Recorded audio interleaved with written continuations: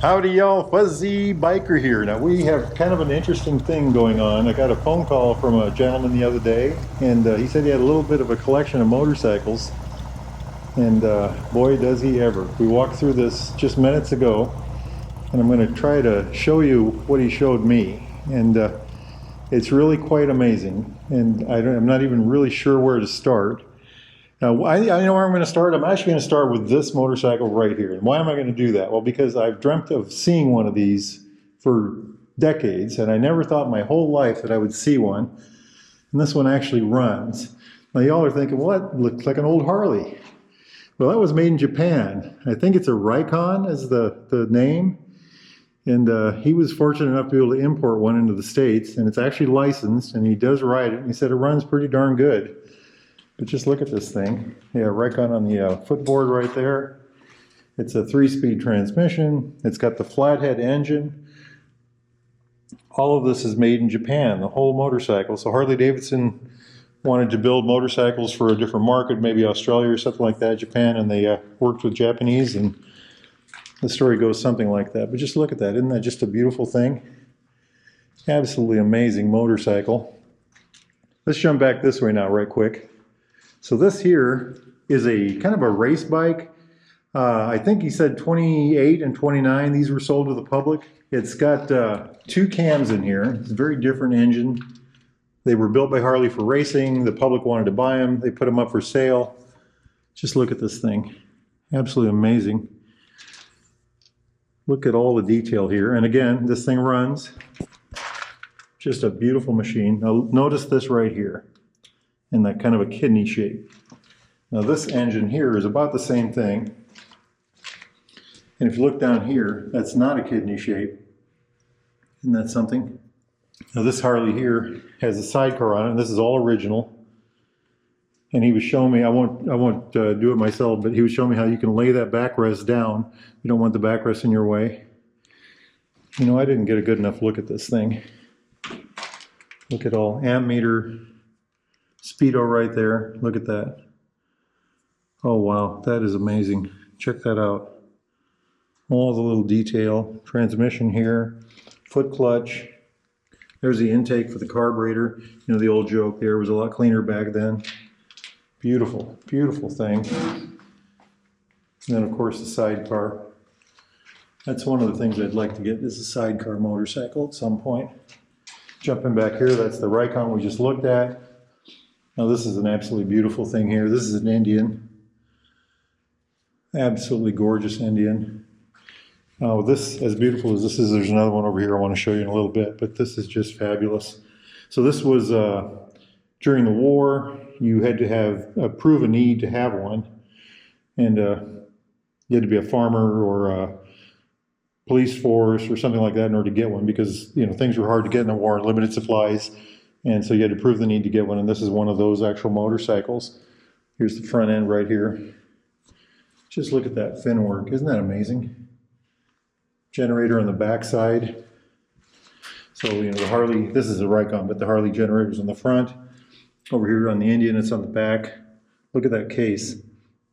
It's very similar to the 27 we looked at the other day, isn't it?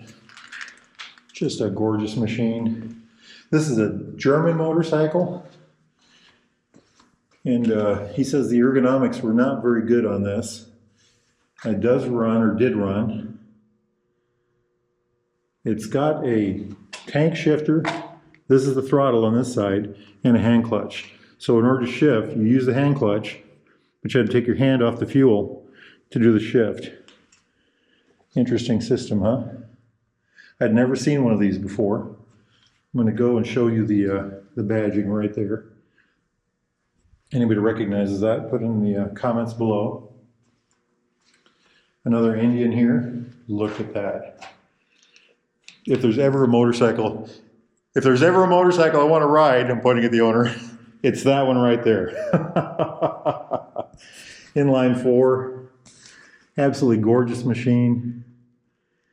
Look at that thing. Work of art. You know, I'm just blown away by this thing. It's got the, look at the skirts on the fenders. Absolutely beautiful thing all the way around. Look at that front end here. Not sure what that is. Generator over here. Carburetor. Foot clutch. I think that's a foot clutch. Yeah, that's what that is, I believe. Now this here is a Yamaha. Now one of the first motorcycles I ever remember riding on was something just like this. Two-stroke, about a 125. Old Ellie Bracero had one, and he was our minister, and he'd give me a ride after church every now and then. This is a BSA. I think this is the M20 maybe. Fabulous machine. Randy Baxter has two of these in the back room right now. Supposed to run on anything. These are a Warrior machine. This is a BSA also right here. Another one. Carburetor right there, intake. Jumping over here, this is a real treat of a bike here. So this is the one that he built to go fast. And he was telling me all the tricks. They ported out the cylinders, above the cylinders. They shaved down the heads, the flat head, so that there's no porting to be done in the head. They shaved down the heads as much as they could, just so it just barely missed the valves. It's got the Jim Hunt, the special magneto. I mean, it stripped down, no weight at all on it. This is a lot like the bike that I saw at the Wall of Death when I was a kid. I was a little kid. Wall of Death came into town, and this is very similar to that motorcycle.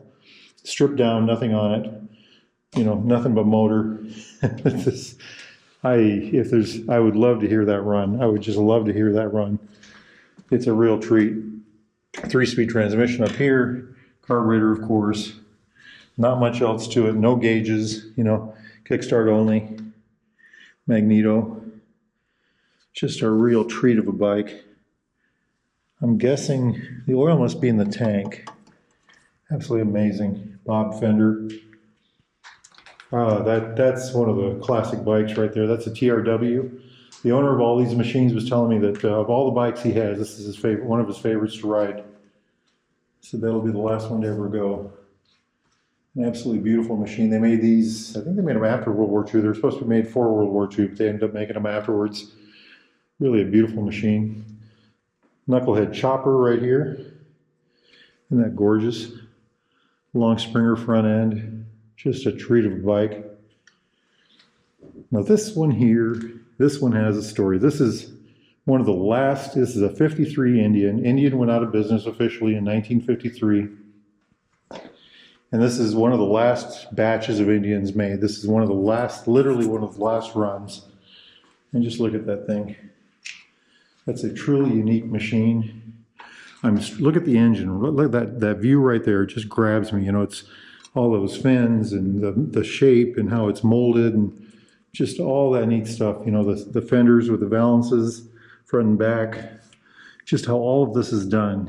I love all the little detail. The Kickstarter there, the spinning. All the pogo seat. These shocks right in here. The brake detail back down there, the pipe, just gorgeous, gorgeous, gorgeous. Look at that. They had planned on using one kind of a gauge. They couldn't get, since they were going out of business, they couldn't get the gauges that they wanted. They ended up getting these. They had to make a special ring to fit in there to get that on. Look at that shifter. That looks original, doesn't it? That handle. Just look at all the detail. I'm guessing one of these is choke, one of these is timing. Look at the color there. Isn't that beautiful? I mean, that is just years of beautiful patina. We're going to walk away from that beautiful thing. Now this is, I believe, a 78 Sportster. Now I've got a 76, so I know a lot about these. I love these bikes. Very passionate about these. Again, just a fabulous machine. This one, mine has spokes. He's got mags and dual disc on the front. I have a single disc on mine. Drum brake on the rear. Absolutely gorgeous thing. I like this one a lot, of course. This is a new Hudson. These are British. I think he said this one runs. The detail here, all these bikes deserve a video of their own, but this one, so this is I think he said it was a 23, let's say. So this had a recirculating oil system by that point. The oil would pump back up from the sump. You could watch it through here. You could make sure you had oil flow by watching that little glass thing there. One of these will be oil and gas, one will be gas, one will be oil. I'm not sure which one's which. That one might be the gas. New Hudson badging right there. Acetylene headlight. I asked him if he had it on yet. He said he hasn't done it yet, but it's coming. Look at this front end, very delicate front end. Fender skirt right there. Throttle and choke right here. So there's no twist throttle. And then look at these levers. I'm not going to squeeze it. Well, okay. That's how the levers worked. I'm guessing this is timing right here. Clutch. So you had a hand clutch, a fixed throttle, friction throttle, and then here's the shifter right here, right through the tank. Here's the oil. I'm not sure what this lever's for. Maybe you can give it a little extra oil if you want to by hitting that. This is an incredibly unique machine, and I'm absolutely impressed with it. I would love to, I could spend hours looking at this one. Not sure what this is, maybe the magneto. Not quite sure. Open valve train, of course.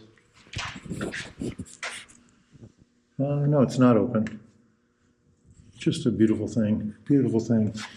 Over here is, I think this is a panhead. I forget what year this one is. I think this is the first year of the panhead, if I remember right. So that'd be 48. Just gorgeous. Here's another one. Oh, this is a knucklehead. So this is a knucklehead right here. Beautiful, beautiful machine. And yet another knucklehead. Isn't that amazing? Absolutely gorgeous. I love these things. I think the knucklehead, this is my opinion, the knucklehead is a prettier motor than the panhead. Nothing against the with panhead look. I like the panhead look, but the knuckle has that more rugged, you know, look there. That one has the fin side. This one has a flat side. You know, ignition, regulator, all that neat stuff. Generator, kickstart only, of course. The U-shape oil tank, the battery in the center, toolkit. Gorgeous. And this one here is a race bike. This has been on the salt flats, the Bonneville salt flats. It's a flathead. It's got, looks like a Weber carburetor maybe or something like that. Absolutely gorgeous. So this one here is probably one of the fastest flatheads you'll ever see, right? Absolutely gorgeous. Now if we're lucky, if we're really lucky, we'll be able to come back and maybe take a better look at some of these individual motorcycles. I feel very fortunate. I want to thank the owner for sharing this with us. I really appreciate it. Now, life is good, my friends. Get out there and ride. Wahoo! Ready? 1, 2, 3. Wahoo! 3. Wahoo!